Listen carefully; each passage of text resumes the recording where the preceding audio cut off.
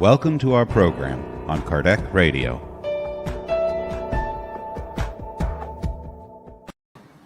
Welcome, dear friends, to Kardec Radio and the Spirit Society of Virginia here in our Friday Inspirational Talks. This is actually the day we dedicate to our public meetings. But because of the pandemic, we need to secure our public health. And that's the reason why we're here online. And you're welcome to join us so we can bring the Spirit Center into our homes. Of course, on Sundays, we have our public meeting now when we're studying Leon Denis, Andre Louis books. Leon Denis is going to come soon in the fall, but it's Andre Louis books, especially the book Action and Reaction. Short talks on Sunday at 11 a.m. outdoors, and after the talks, the passes. That's a very special moment, but this one is most special. Everybody is welcome to join us at this hour, because what we're going to bring to one another is an opportunity to study deeper. Recently, observing the public in outdoor locations, we realized we need Spiritism. We need Spiritism to bring to people a direction, because many people are living life as if we're going to die tomorrow, in the sense of life is short. Yes, an incarnation is short comparing to eternity, but we can't live this life as if this is going to end now, because what we're doing is for immortality. So you and I are invited today to delve within and find our true nature. That's why we're going to study today a topic that we barely discuss in the Spiritist movement. It's about the feminine element. There's so much for us to know, to understand. It's actually one of the first things we need to understand in life about our true nature. But before we go there, our dear friend Camila is going to bring a message that has everything to do with the theme. Right, Camila? Right, Vanessa. Thank you. Welcome, friends. This evening, we are reading a message from the Spirit Emmanuel, and it's called The Gospel in the Woman. And this message starts with a passage from Paul that says, "In this manner, husbands should love their own wives as their own bodies. Whoever loves his wife loves himself." The apostle of the Gentiles has often been accused of excessive severity towards the female element. In parts of the letters he addressed to the churches, Paul proposed austere measures that, in a way, shocked countless apprentices. Few of the disciples noticed, in the vigor of his words, the mobilization of Christ's resources so that the defense of women and the patrimony of elevation that concerned them could be strengthened. With Jesus, legitimate feminism began, not the one which fills the hands of its speakers with colorful banners of the world's political ideologies, but one which traces superior and sanctifying guidelines in their hearts. In the most rigorous environments in matters of religious faith, such as in Judaism, before the master, the woman was nothing more than a commodity condemned to captivity. Eminent figures such as David and Solomon could not escape the abuses of their time in this regard. The gospel, however, opens a new era for women's hopes. In it, we see the consecration of the Blessed Mother, the sublime conversion of the Magdalene, the dedication of the Sisters of Lazarus, the selfless spirit of the ladies of Jerusalem who accompanied the Lord until the extreme moment. Since Jesus, we have seen growing respect on earth for the female mission. Paul of Tarsus was the consolidator of this regenerative movement. Despite the rough energy that marked his words, he sought to lift the woman from the degrading condition, entrusting her to the men as a mother, sister, wife, or daughter, associated with their destinies, and as a creature of God, equal to him. Thank you. Thank you, Camila. And now we invite you for our prayerful moment. This shall prepare us to receive the message, to study together, but also to receive the treatment that the good spirits prepared for us during this hour.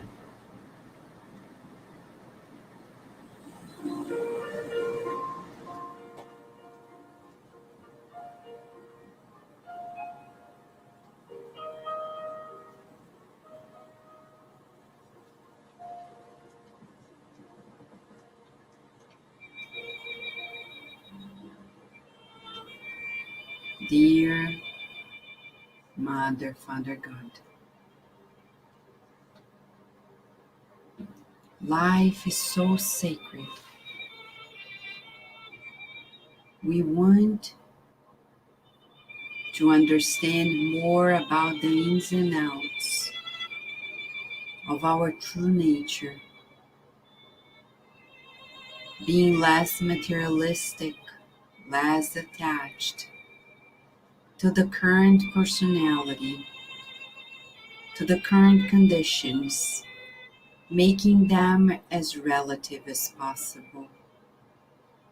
So we expand ourselves, expand in the understanding that we are much more than the eyes can see and the hands can feel. We want to open ourselves to the universal family, feeling our togetherness. May this hour be of true treatment, true therapy for us. May we feel your presence, God, at each breath, in our deep vitality, in the blessing of living, loving and being loved, for you love us, and that's all that matters. We pray for those who persecute us, who misunderstand us, who are indifferent to us, feeling for them, praying that they find you and the happiness of living, the joy of living. In the grace of this moment, we open ourselves to give in good thoughts, good feelings, good words, good actions, and also to receive the blessings that you've prepared. May all the ones who have their names in the book of prayer, the Spirit Society of Virginia, find consolation, hope, a loving embrace, healing, and much serenity before the trials of life. Under your guidance and feeling your protection, may this hour be with you and only you, and so be it.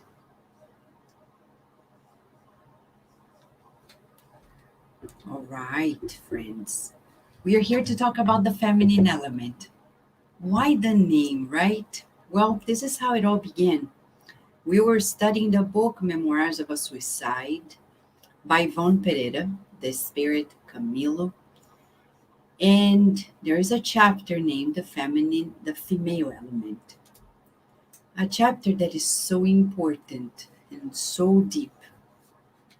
And during that study, the spirit mentors recommended that we transform that study session into this moment for all of us to make it more public, to bring to everyone the opportunity of understanding the feminine within. Because the feminine is a characteristic, like let's say it's a feature of the human mind. We have the masculine and the feminine.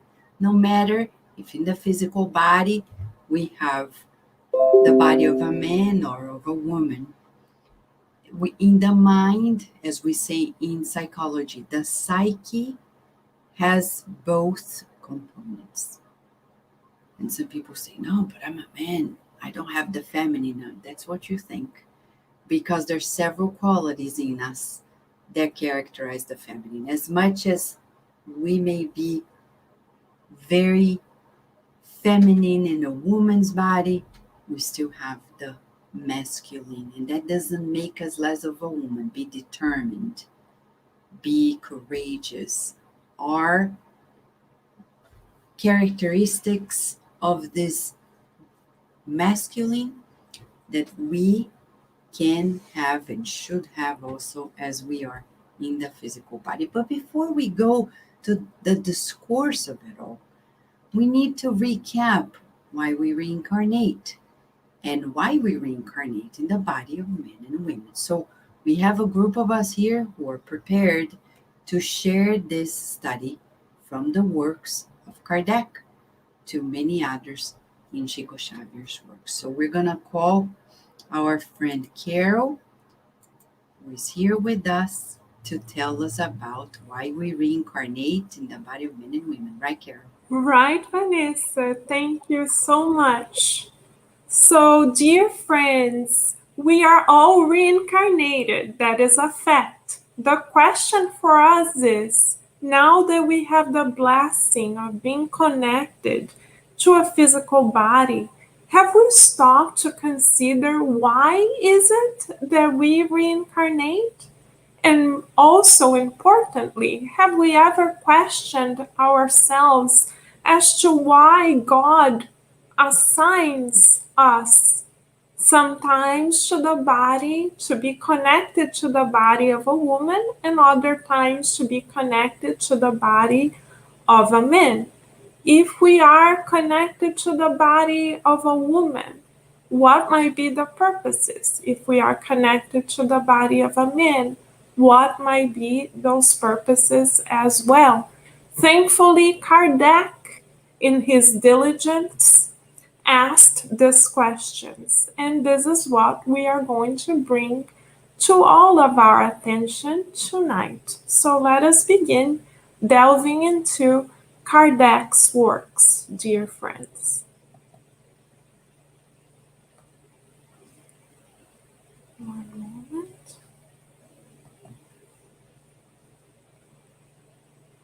So as we can see here in this opening slide, we have a depiction of one of the departments of incarnation in the colony, our home, Nosso Lar. The high spirits consider reincarnation such a blessed opportunity that under the command of our Master Christ Jesus, every colony, like in the stature of our home, Nosso Lar, has a whole department devoted to the process of reincarnation.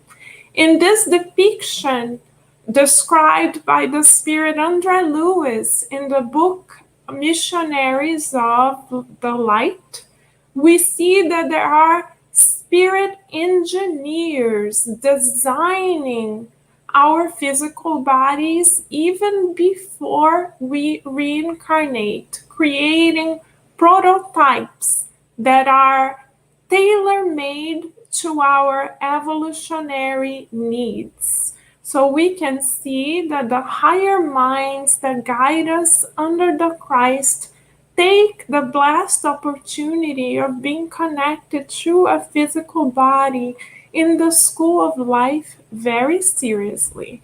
Now, through the works of Kardec, we are going to understand the reasons why this is such a blessed opportunity for all of us.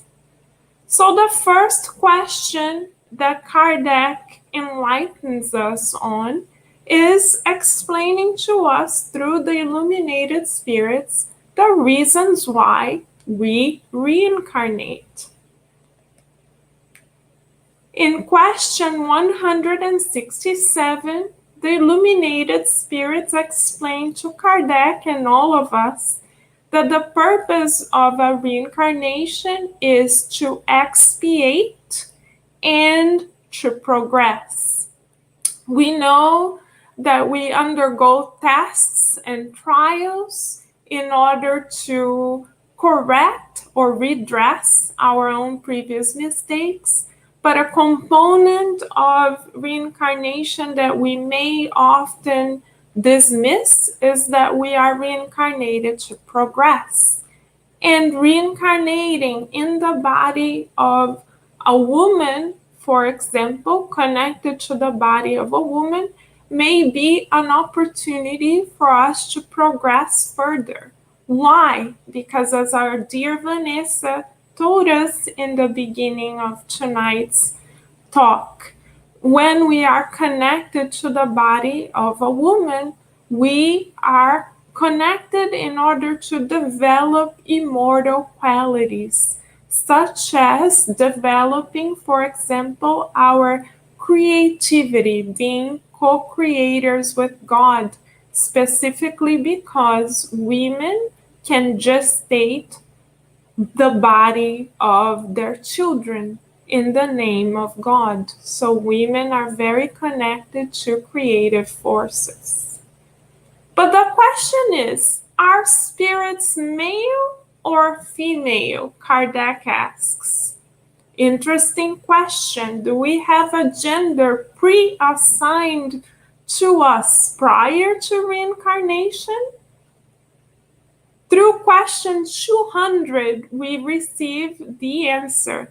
The illuminated spirits explain to us that no, we don't have a gender pre-assigned to us because this depends solely on our organic composition.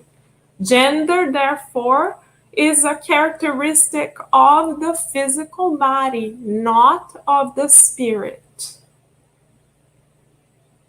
And so Kardec, based upon the previous question, elaborates further and asks, can a spirit who has animated the body of a man animate the body of a woman in a new existence? And the answer is concise but very illuminating. Thus, spirit mentors respond in this manner. They say, yes, since the same spirit can animate both male and female bodies. Since we have learned that gender is not pre-assigned, the same spirit can be connected to the body of a man in a particular existence and then to the body of a woman in a new one. Why? So that we develop both the feminine characteristics of the psyche and the masculine characteristics of the psyche. This is when we become more perfect, as Master Jesus already is a pure spirit. Why? Because he has both characteristics already in balance. We shall get there as well. And then Kardec elaborates further, dear friends, by asking, Is there a preference to incarnate into a male or a female body when we are planning a reincarnation? And the illuminated spirits explain it matters little to the spirit whether they are connected to the body of a man or to the body of a woman. The choice of a gender depends on the trials it must undergo. So, if we are in need to develop more masculine features in order to progress for eternity, we may incarnate connected to the body of a man. If we are in need, eternally speaking, to develop more feminine characteristics of the psyche, we may incarnate connected to the body of a woman. Or if a spirit who incarnated in the body of a man, for instance, did not value those incarnated in the body of women in his lifetime, he may later, that spirit, incarnate in the body of a woman to learn to value the positions and situations and learning experiences that women tend to go through. So God assigns us to particular physical bodies so that we may progress by developing the very immortal characteristics that we are in most need of. And to illustrate the role of women and men in the family from a spiritist perspective, we have brought to for our study tonight a particular dialogue that the Spirit Andre Lewis had with Miss Laura in the colony Nosso Lar, when Miss Laura described to Andre Lewis a lecture that she had heard in the spiritual realm as a discarnate spirit about the role of women and men in the family. Miss Laura explains to us that the female or feminine sentiment has to do with the creative inspirations of life, because women can gestate a new body, helping so much, being instrumental with reincarnation itself. And Ms. Laura explains the male sentiment is concerned with achievements in the field of common progress. Ms. Laura describes the fact that those incarnated connected to the body of women are like a vertical line, like a y-axis reaching out to God. Those incarnated connected to the body of men are like the x-axis in the horizontal, seeking for the common progress, and in meeting together they form a 90-degree angle where balance is found, says Ms. Laura. And she elaborates further by reminding us that the home where the masculine and the feminine elements of the psyche meet is a temple where individuals should join spiritually rather than just physically. So, an opportunity for us to learn to look at each other as eternal spirits and value the particular gender roles that our physical bodies bring to us, because they do have a higher purpose that shall enrich us for immortality. Now, dear friends, our dear Daisy is going to elaborate further on the role of women from the Spiritist perspective. Thank you, Carol.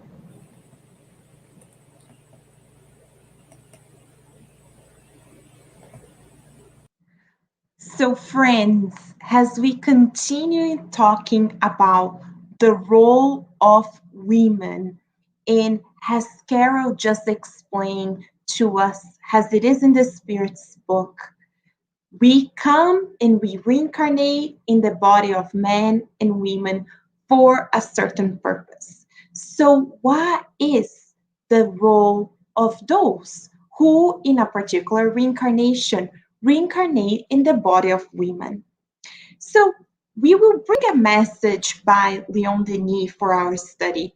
But before we go there, we want to highlight how this men and women, the masculine and the feminine, is studied and comes even by those as quote unquote are not spiritists, but Victor Hugo, actually the great novelist and poet, and you can read much more about him in the Spiritist magazine, issue number 21. He actually became acquainted, he was very spiritualist and became acquainted with Spiritism as he was reincarnated, and there are several elements of Spiritism in his works. He has a poem where he talks about men and women, and we'll bring here just one part of the poem as an introduction for us, because Victor Hugo says in this poem, the man is the brain, and the woman is the heart. The brain produces light, and the heart produces love. Fruitful light, love resurrects. As Carol was just bringing to us the teachings in the book Nosso Lar, we can clearly see how the message comes from so many different directions. The man has the brain, has that characteristic of being the rational, the reason, to, as Vanessa said, being the term. And also the women has complementing, has the heart that is the center of love, of bringing that togetherness, has her role, has a mother, has a sister, has a daughter. So to complement this and to further our studies, we will go to this book, In the Invisible, by Leon Denis, where there's a message titled Women in Spiritism. A message that is really revolutionary, friends. This book was published in 1903. So, more than 100 years ago, Leon Denis was already a visionary. So, what is the view of Spiritism related to women in their role? He starts by saying that for many centuries, women have been relegated to a secondary role, despised and excluded from priesthood. They were constrained by a restricted, frivolous, and superfluous education, and their most beautiful attitudes were constricted and belittled, obscuring their character. This, for us, we can see in our history how, yes, women have been put aside as a secondary role. They were given the minimum education, and their role was to do what? To serve, right? Serve men at home. And she was put aside. There were no voice for women. But then Leon Denis comes and brings us so much enlightenment related to the feminist movement, something that nowadays there's so much talk. So how does Spiritism views the feminist movement?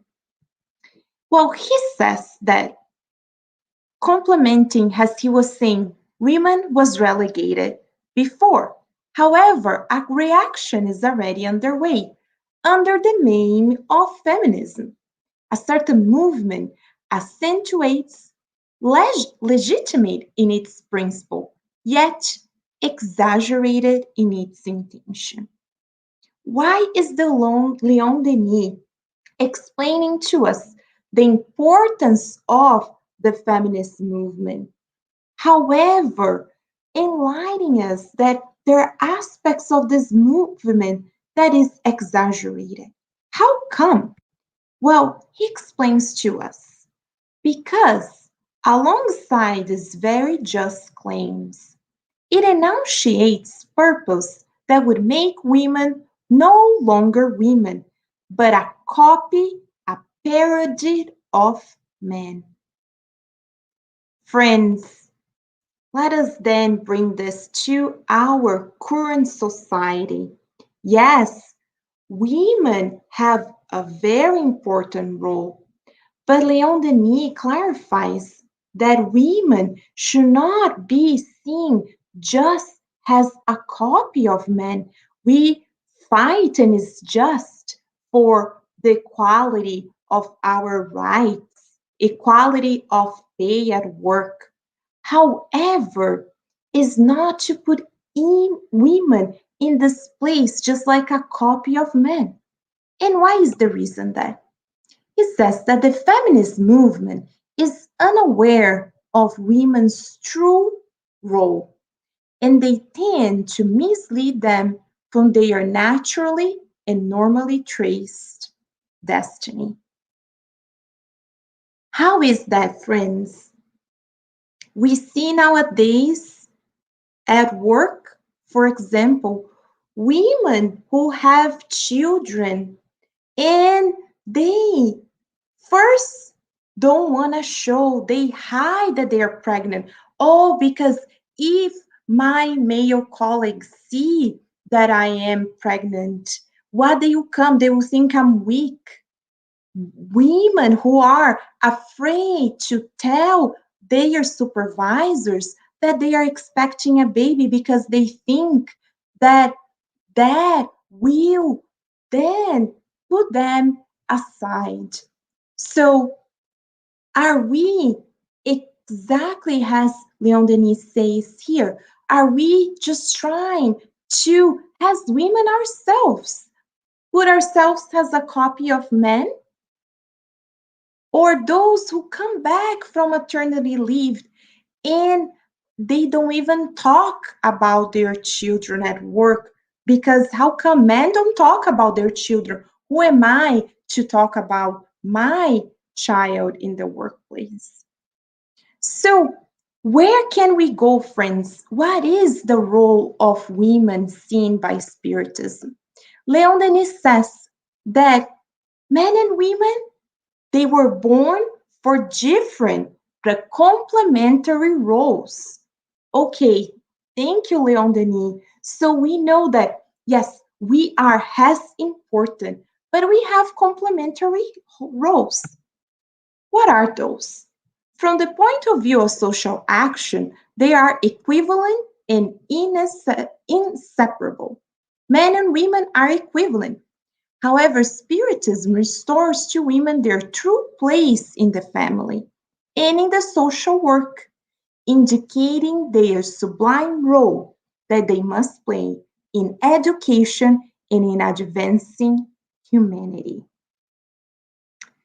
Women, friends, why do we see so many women in the role of educators? Not that men are not in that task, but this is a particular characteristic that women need to develop, and they are as responsible to advancing humanity. It reintegrates women their mission as a predestined mediator, a true bond of union that connects Earth's and space society. Exactly as Carol was mentioned to him, women has the y-axis linking Earth directly to the higher spheres, as a mediator. Women have come with this characteristic to be able to be the mediator, bringing peace, reconciliation.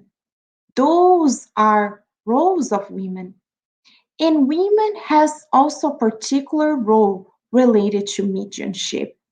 Leon Denis says that the great sensibility of women constitutes them as mediums par excellence, capable of translating thoughts and expressing emotions, the sufferings of the soul, and the elevated teachings of the celestial spirits. If we study all Kardec's books and the story behind them, we'll see that the mediums at the time that were working with Kardec, they were young women. They were young girls at the time. So women come with this particular role as mediums. And he says more. Hence the need to develop in women their intuitive powers. At the same time, their admirable moral qualities, self-forgetfulness, and the joy of sacrifice, and the feeling of the duties and responsibilities inherited to their mediator mission. Friends, as women, those are the qualities that we bring. We see this in mothers, in sisters, daughters, as those who really put themselves, forgetting about themselves. We see that how mothers really have to forget themselves to feed their baby, to wake up in the middle of the night, and they do it with the joy of that sacrifice.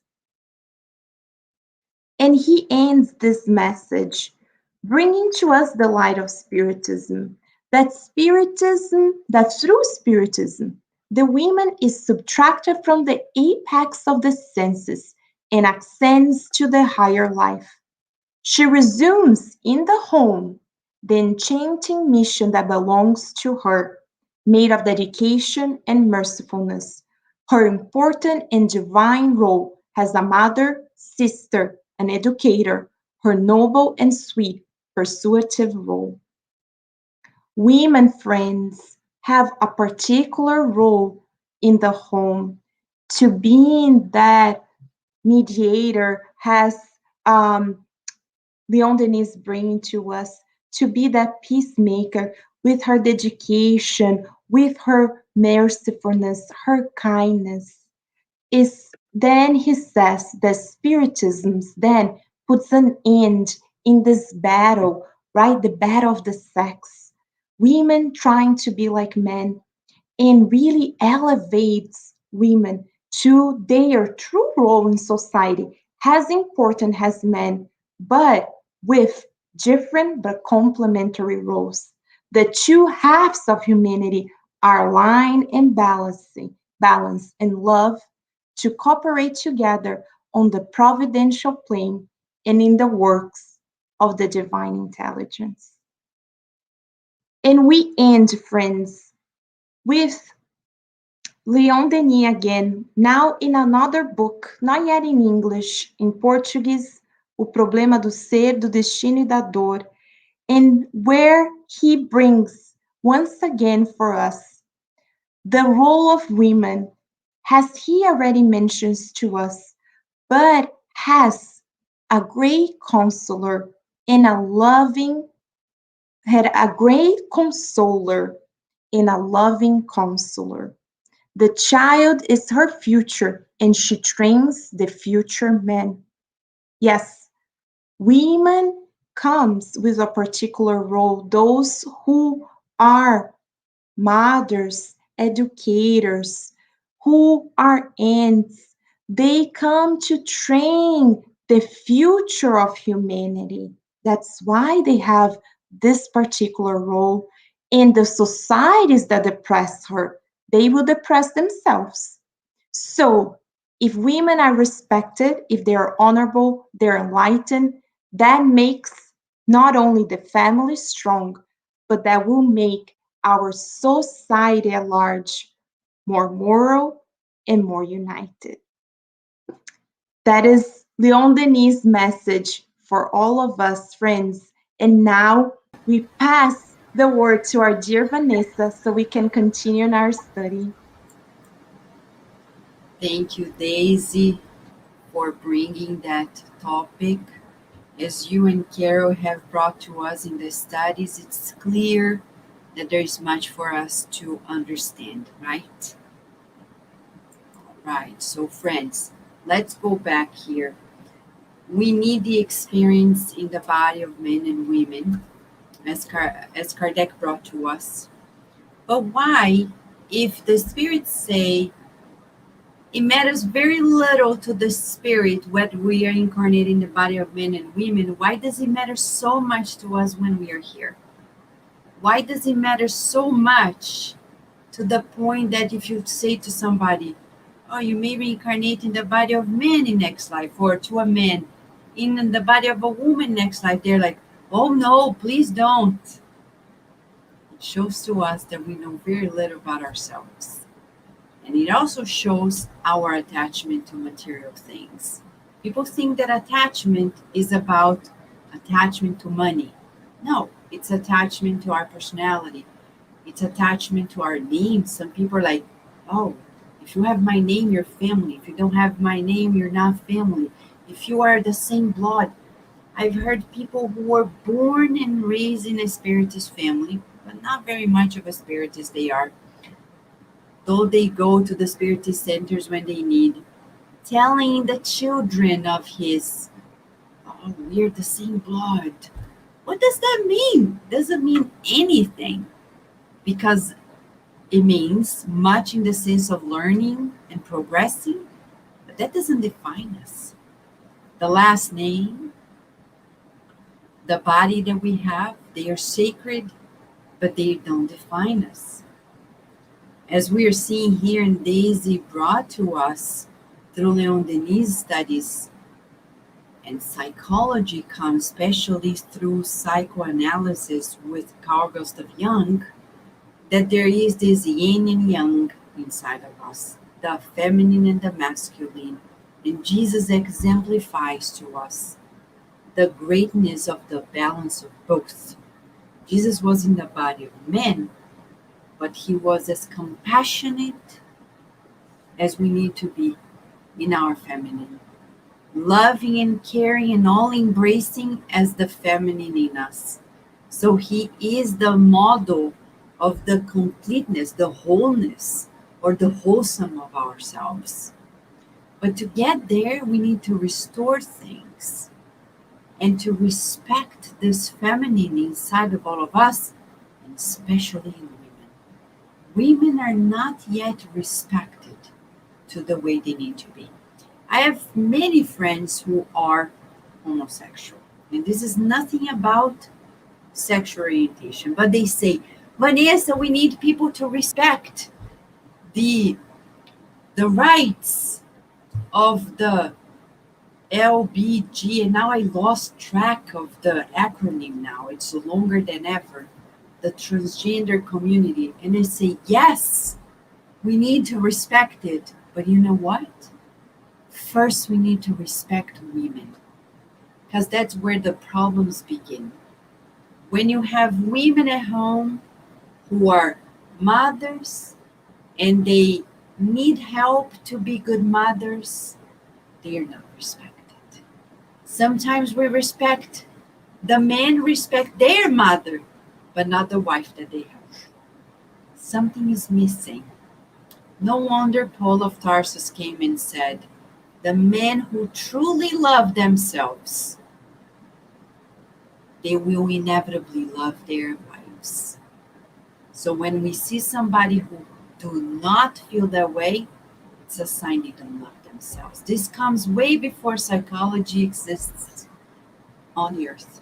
Way before Freud discovered about the unconscious. Way before Carl Gustav Jung talked about the this duality of the mind that is not a duality, is just two complements of who we truly are. John DeRosa is asking a question, and before we move on, thank you, John. The book, I think the book in the Invisible has been translated by the United States Spiritist Federation for Leon Denis books. People can refer to the bookstore of the United States Spiritist Federation because they're the ones who have been working on those translations. And I think they recently published it, including the book that Daisy mentioned last, The Problem of the Being, and you can double check. Thank you, John. So, friends, for now, let us go back to the initial message that Camila read for us at the beginning as an overview. Okay, so let's go here. It's a message by Emmanuel, and this message, in a certain point, reminds us of how it has been. As Emmanuel says, in the most rigorous environments in matters of religious faith, such as Judaism, in Judaism, before the Master, the woman was nothing more than a commodity condemned to captivity. Eminent figures in Judaism, such as King David and King Solomon, could not escape the abuses of their time in this regard. It's so interesting to read the scholars in the field of the studies.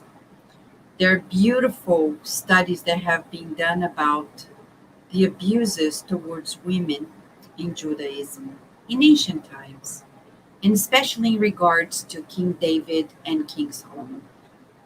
People that were so important for our bringing about of this understanding of God as the only one, and the cultivation of this understanding that this God that is the only one is our foundation. But on the other hand, the humanity of theirs is still very present. And there is a passage in the Old Testament in which we're going to see King David looking through a window and seeing this woman, and forgive me if I'm not pronouncing her name right, Bathsheba. She was married, and in 1951, Gregory Peck was in a movie when they were portraying that relationship that is described in the Bible. But they portrayed in 1951 as if King David was seduced by that woman. And nowadays, the scholars telling how unreal the scenario that Hollywood portrayed brought about. No, King David was the one that felt that he wanted that woman that was married to another man who was a shepherd, and he wanted her, and the literature describes as he raped her because she was loyal to her husband. But he wanted her, no matter the wives he had. Plus Solomon, King Solomon, we all know the many wives he had, and people say that he had thousands of wives, and they were never enough. There was always more. Why? Sexual addiction. So the scholars talk about sexual addiction. Nowadays, when they go back and research more deeply in the literature, showing to us what happens to date. Many people still in some parts of the world, or even in Western society, we still have people who have this hat of authority imposing themselves on the figure that is more fragile in the society and harassing them. Nowadays in the United States, for example, It's a huge topic, sexual harassment. The Me Too movement came about recently and trying to give more and more help to women so they protect themselves. The statistics tell us that 1 in 4 girls in the United States, and this is exactly what they say, will, and this is in a paper written by experts in the field of science that talk about this. 1 in 4 girls will be abused sexually.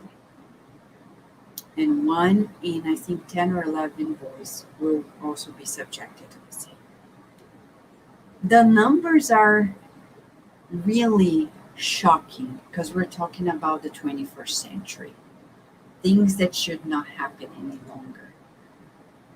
And you may be asking, how come we're reading these things in Spiritism and are talking about rape, the abuse of women, the disrespect towards women and girls? Well, because it is a topic that happens to date.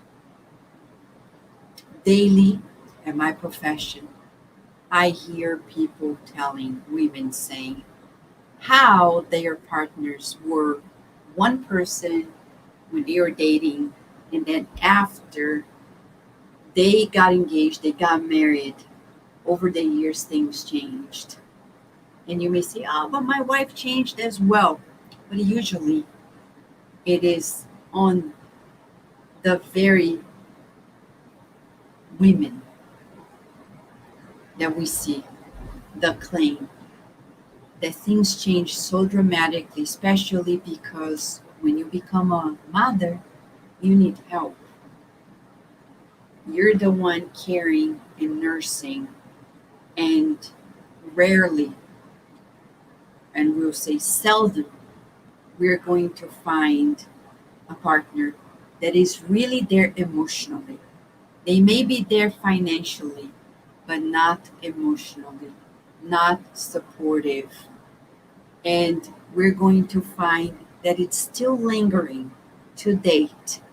The misunderstanding of the role of a woman, the misunderstanding of the feminine in all of us. And Emmanuel doesn't go there only. As you could see, he talks about King David and Solomon being abusive towards women. This is how fascinating Spiritism is. It doesn't sugarcoat it. And it says, with Jesus, everything changed. Because with Jesus, the true feminism comes to life.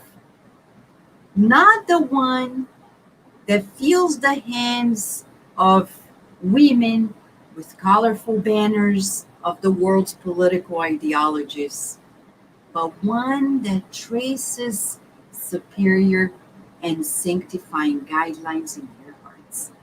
As Daisy just brought to us, when Leon Denis breaks down that when we're in the body of women, there's something so particular and so special that nobody else can do. Nobody else can do. There is a superior and sanctifying guideline in the hearts of women that we need to respect, that we need to cherish, that we need to empower for the sake of humanity, because it is in women that gestate that we'll find the upbringing of the new generation. In the prenatal life, it's not even after birth. We're talking about gestation as the cultivation of the new generation as well. And Emmanuel, in few lines, describes so much to us that could change the whole way we feel about ourselves, about life, about our relationships, if and only if we could grasp the depth of the proposal that Jesus brings to us. You may be asking, why did Jesus begin this movement? Where is the evidence? We're going to find that Jesus himself He's the one that opens a new doors. And here, Emmanuel summarizes in one paragraph how he did it. The gospel, however, opens a new era for women's hopes. In the gospel, we see the consecration of the Blessed Mother. Of course, of all women, in Jesus' Mother, we're going to find the foundation of what it is to be a woman. A woman that at an early age surrendered herself totally to God, embraced motherhood with so much dedication and devotion that she continued until her last days, even past the death of her son, even past, even after life. Now Spiritism brings to us in the very book, Memoirs of a Suicide, that soon will be talked about by Paloma. In the book, we see how beyond that life, Mother Mary continues to embrace all of us on earth with the feminine, embracing everyone.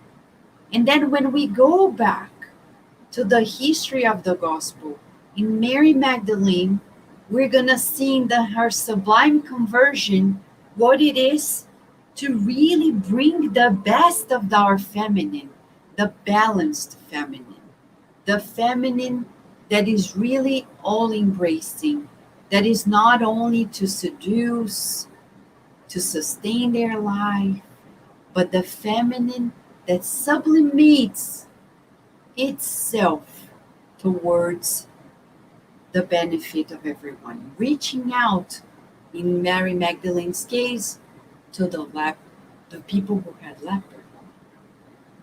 She embraced humanity as her own family when she finally understood. And why did she do it? Because of Jesus. Jesus didn't discriminate her. Jesus didn't put her aside. He is your guide and model. He's my guide and model. How can I despise any woman in this world, whether she had many husbands, many men in her life, or not? I can't. Why? Jesus showed us the way. I know men who say, I can't respect that woman. I can't marry her because she had other husbands or because she had other boyfriends. I want somebody who is a virgin. Wow. That is the true signature of a materialistic person. Because in reality, you and I had many partners in many lives.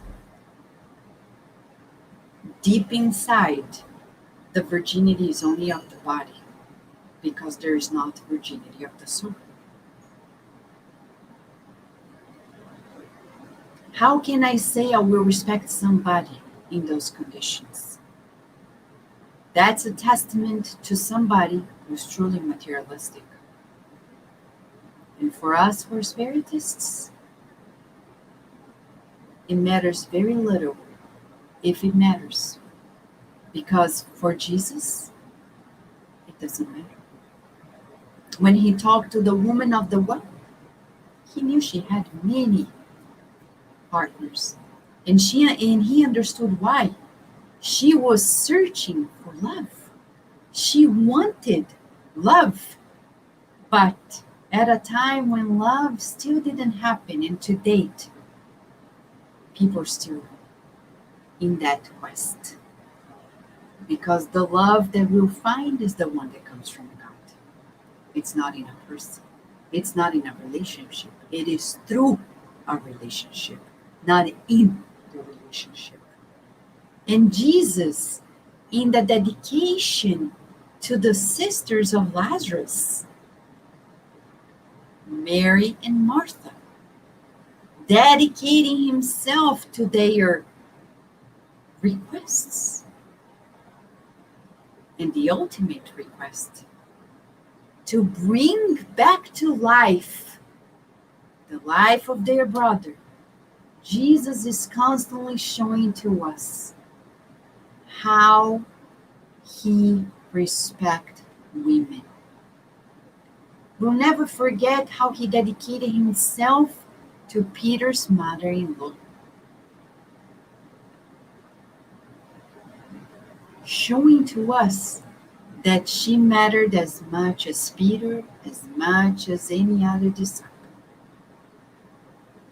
And the selfless spirit of the ladies of Jerusalem, Joanna of Cusa, you can read it in the book Good News, which, by the way, is all through the Spiritist magazine. In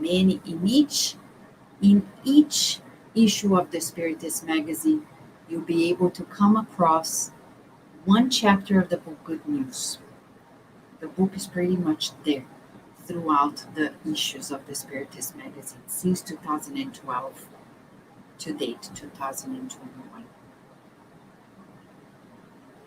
Jesus is the one that showed growing respect on earth for the female mission. And Paul of Tarsus, though very strong, he consolidated it. And when you read the book Paul and Stephen, you'll see the true picture of Paul of Tarsus being so loving to his fiancée, Abigail, so respectful that he would talk about his business, and I say business quote unquote, in the sense his work. There are men who are like, I don't discuss my work with my wife because they think they're better than the wife. Actually, they're afraid of the wife because they know if they discuss, they would quickly have better ideas, but they are afraid. It's the ego. It's the ego.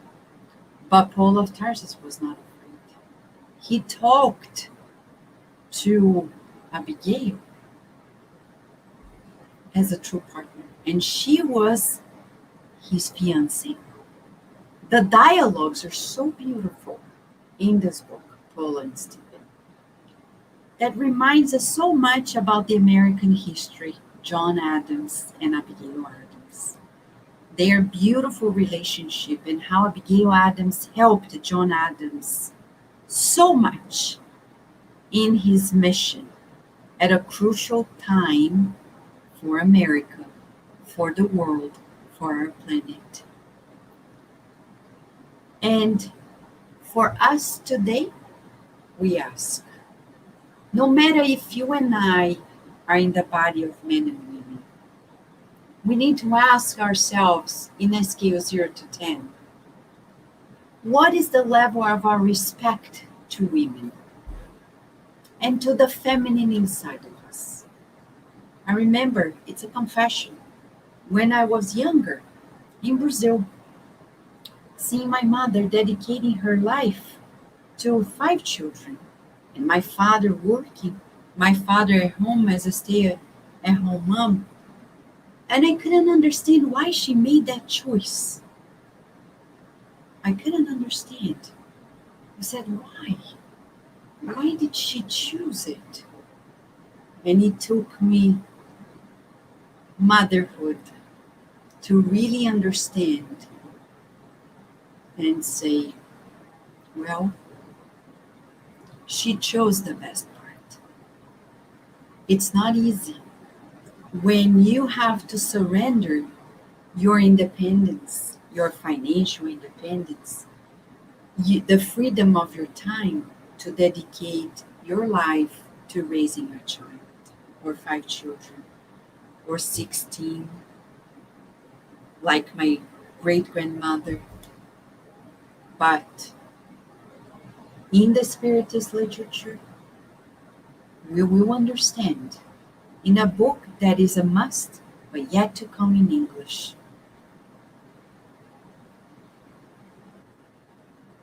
that, as Paul of Tarsus said, we need to lift that woman from her degrading condition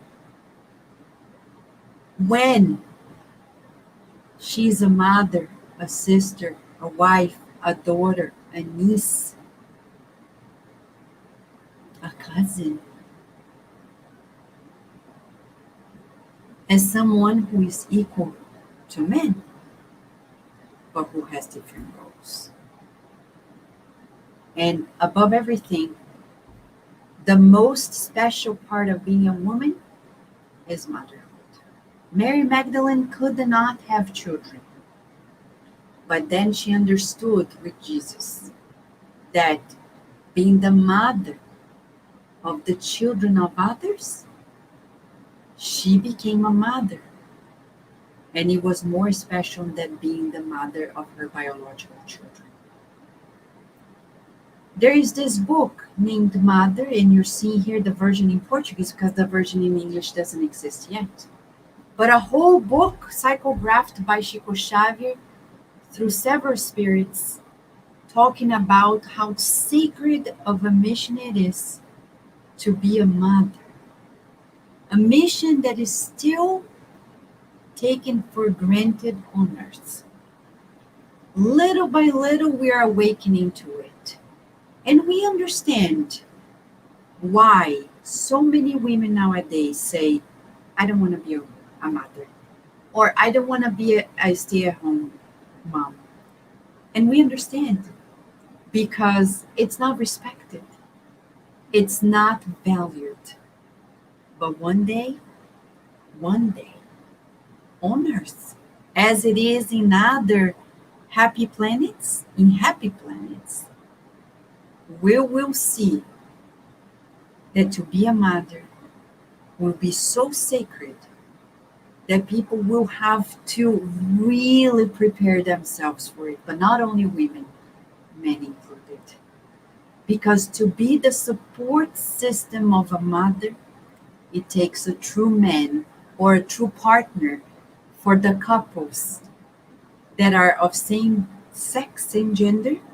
It takes a true partner to really embark in the journey of supporting the journey of motherhood, the journey of raising children with the feminine that is inside of all of us.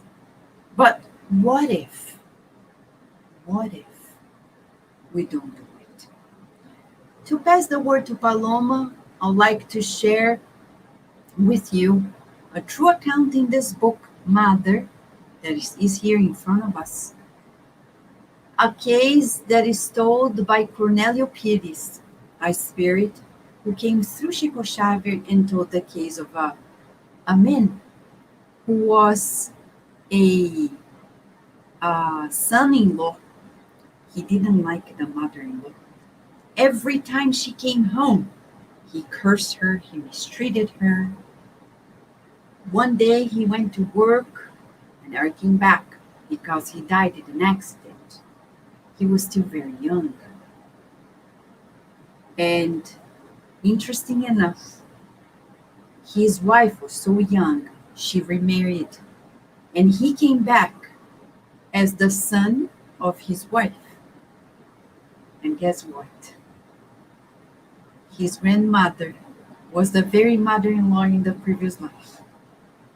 And he loved her so much, he couldn't wait to come to her arms, the arms of her grandmother, every day.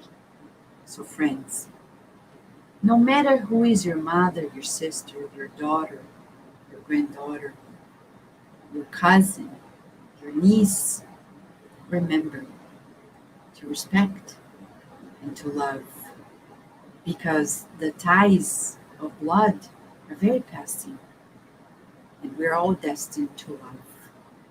But what if we decide not to love, not to embrace the sacredness of being a woman, the sacredness of being a mother? What happens? Paloma is here to tell us the other part of the story. Right, Paloma? That's right. So let us go now to the book Memoirs of a Suicide. And it's chapter 21, bringing us this conversation about the feminine element. And it starts by saying like this: the reality of the matter is that the spirit that reincarnates numerous tasks to perform female tasks and missions acquire solid and redemptive virtues more quickly and with greater efficiency, thus elevating itself morally in less time. But what happens if we don't fulfill these tasks? We just learned why we reincarnate, the role of the female in society as a whole, and we're talking about motherhood. But what happens if we don't fulfill it? In the book, it describes the women's sector that is within the Mary of Nazareth Hospital. And just to explain a little bit more, Mary was tasked by Jesus to take care of suicide spirits in the spiritual realm. Mary and the Legion of Mary that works with Mary rescue these spirits and bring them to this hospital, which is named after her. This whole book describes the experiences of Camilo and things they went from the time he was rescued and then them visiting the many parts of the hospital. So now they are in the women's sector, dedicated only to women. And the women that are there being treated are in a really, really terrible state of mind. But what led them to be in such state? There are many things, friends. One of them, breaking the laws of marriage, being unfaithful. Of course, we understand the dynamic of this. You are unfaithful, then you are ashamed, and then you feel guilt. And guilt will consume us from within. But these women did more. They refused the duties of motherhood. Now let us talk about when it says refused, it's not only to the ones that came with the mission of being a mother and decided not to, for one reason or another, but also to the ones that are mothers, but neglect the duty of being mothers. Being a mother is beyond just the gestation. Actually, we're talking motherhood when you don't even need to gestate, just like the example of Mary of Magdalene. What else did they do? They were dominated by deadly vanities, earthly passions, and vices. So instead of resigning to the role and the mission, they wanted to live in that material life. There was no resignation. And they committed many times abortions. Many abortions. And eventually, friends, with situations like this and being consumed by guilt and shame and being in pain while incarnated, they suicide.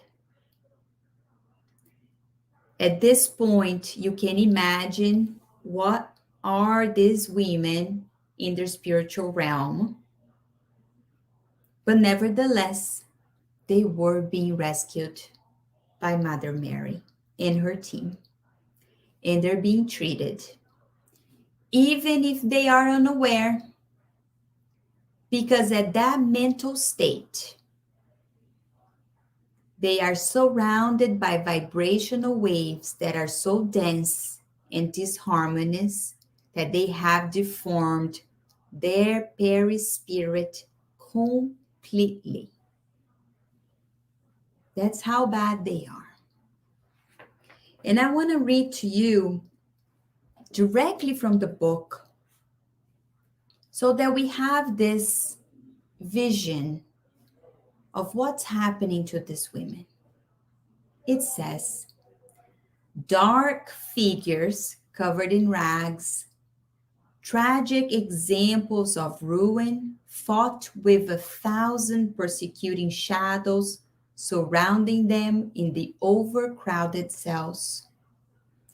All over their bodies, darkened by their mental impurities, we notice what looked like wounds that bore singular marks as if imprinted in fire or blood. They wore the mental replica of the human embryos that would have developed in the sacred maternal womb if they had not been expelled from it by an act of irreverence toward both nature and the divine creator. Their images had remained reflected in the perispirit of the unfaithful mother as the mental product of a crime committed against a defenseless being deserving of all support and the utmost dedication. The situation for these women are quite grave. Camilo actually mentions that he had never seen it, something so terrible. And he had come from the men's sector, and he was going around and he was quite impressed by what he saw in this women's sector. These women, they will have to reincarnate many, many, many, many times just to start repairing these grave errors from the past. But why do we study this? Why do we look at this and we're like, oh my God, Paloma, this is so sad. We were all happy talking about the role of women in motherhood, and now you brought this. The reason is, friends, awareness shines light in our soul. Awareness guides us to do the right thing. Now we know. And not only we know for ourselves, but we know for others. When we see women struggling for whatever reason, we need to give a helping hand. And when we say we're not saying women helping women.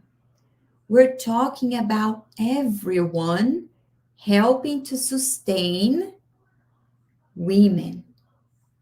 As Leon Denis said, if we sustain half of the population, which are women, we sustain society.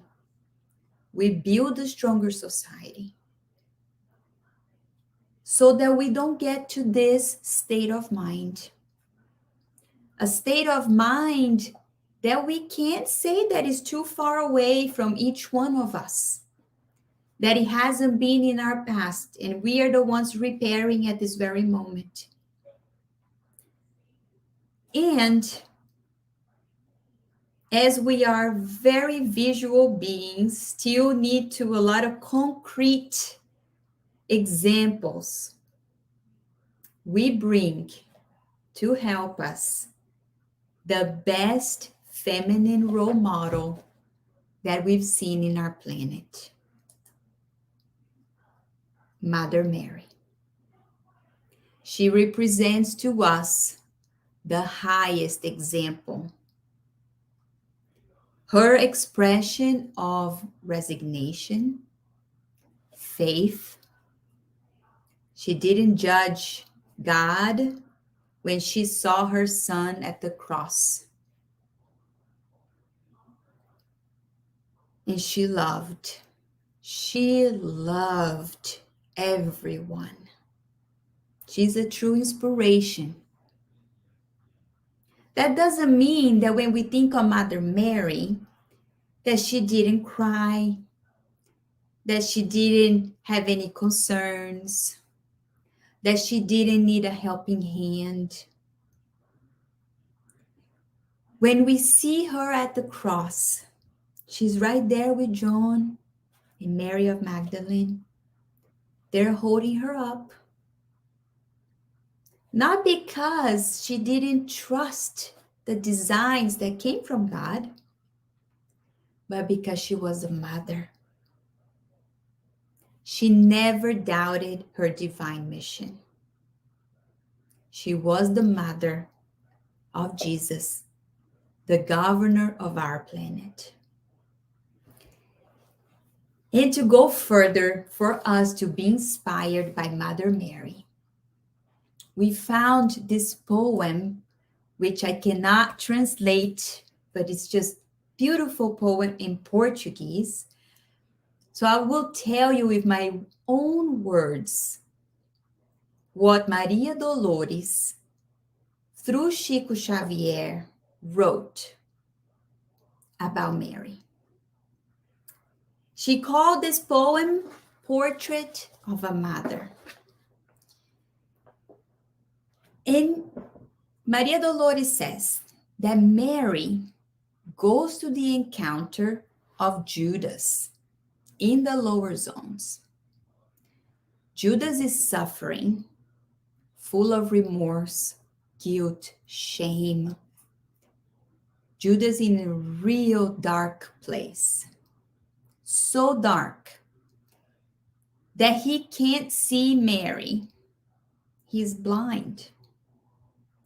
She comes close to him, caresses his head, and she says, "My son, why are you crying?" And Judas, very aggressive,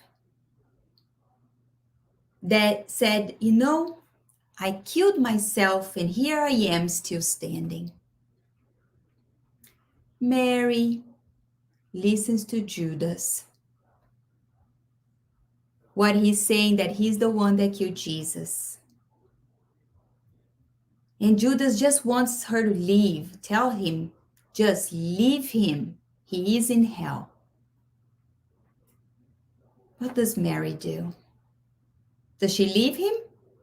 Is she angry? She went all the way to the lower zones and Judas tells her, just go? No. Mary responds, "My son, I know you cry, I know you fight, I know the pain that remorse causes, but I tell you that God is always love, everywhere. God's goodness never condemns." Judas doesn't want to hear anything about love, but Mary says, "I love you, my son. I want to see you renewed in life, full of peace and light. You will go back with me, and little by little, your anger will diminish. Your heart will be blessed by forgetfulness. I will take you to my quiet shelter." And Judas still doesn't know who he's talking to. He asks, "Who talks to me like this, knowing I am the traitor? Are you a divine woman irradiating love, or a celestial angel who I can feel the light?" And Mary stands. Friends, visualize this. He can't see her, but he can feel her light. She stands in front of him and says, "My son, I am Jesus' mother." This is a mother for us. It is not a mother only for our children. Mary tells us that when we are in role of women, we need to activate our unconditional love. We came to love. We are here to implement love. So when it sounds maybe cliche that we say love, love, love, love, love all the time, I'm guessing right now Mary's probably really happy because she wants us to talk about love. She wants us to feel love. She wants us to spread love to our families and everywhere we can reach. Even if we have to go rescue someone from the lower zones. She inspires us to be good women when we are in the Spiritist Center. Good women at work, in our families, in our neighborhoods, in our community. We love at all times. So we keep Mary in our hearts today, feeling her close to us in her inspiration, for us to keep working on the most important feminine element, love. Thank you, friends.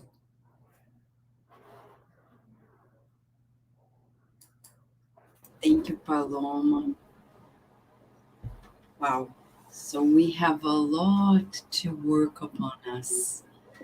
And this is the feminine in us, including the feminine in the body of men. Right? I remember somebody asking me once, but Vanessa, why?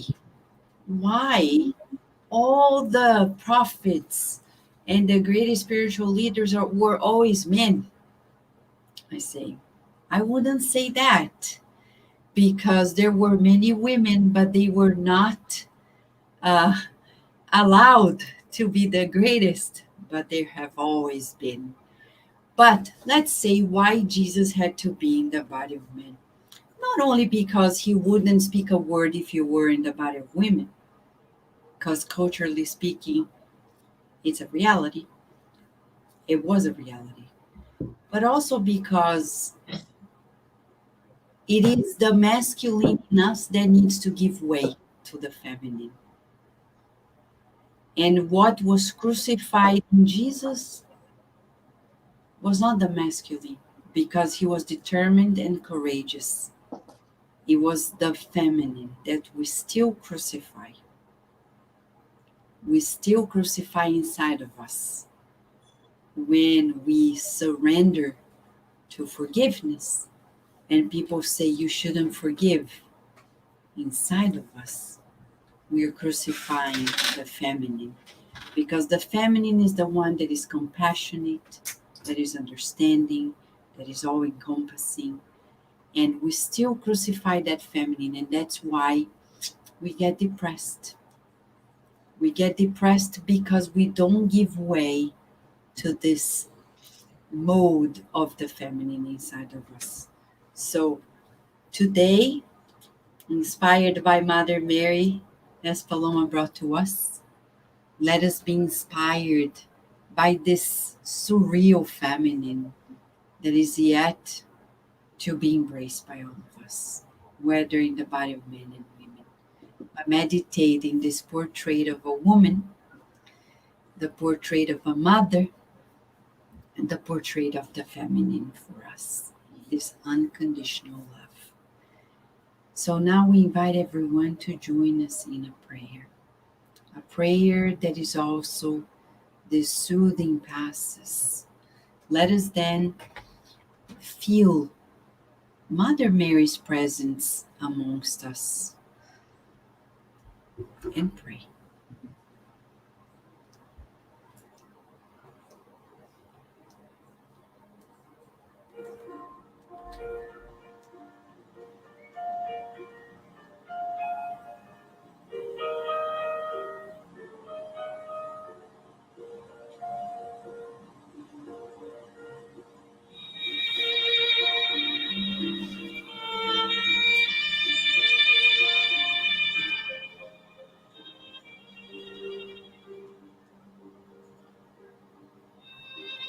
Dear Mother Mary, thank you for bringing the sweetness of your presence, your unconditional love, stimulating in us the best and the divine. Thank you for welcoming us to a new moment in our lives, to renewal. And with you right now, we think of all the women in the world,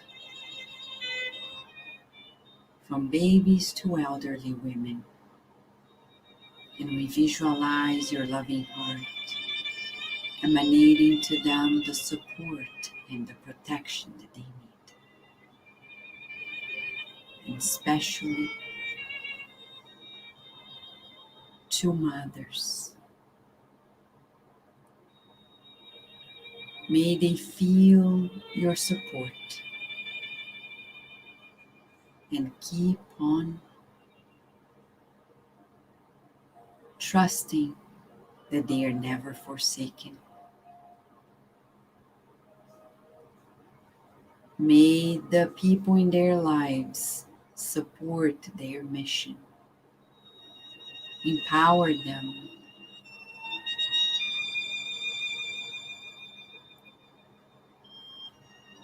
and we thank you, dear Mother of all of us, for blessing us, reminding us that everything shall pass,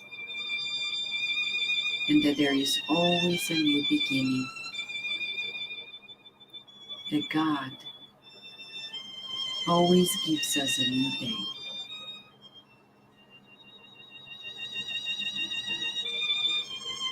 We feel a shower of healing light coming from your heart towards us, enveloping us in renewal and strength.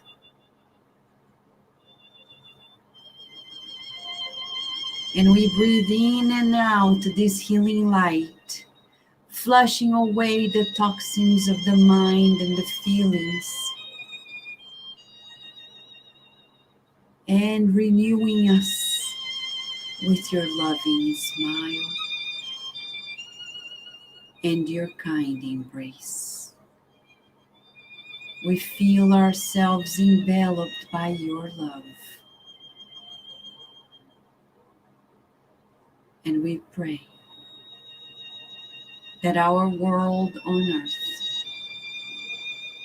feels your call to love, deep and unconditional.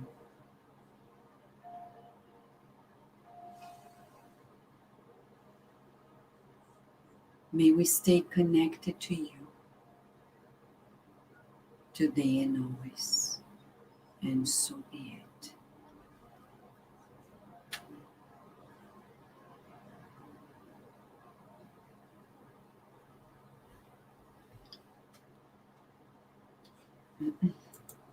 John DeRose is saying, when enough men embrace their feminine God-given qualities, then peace will reign on earth.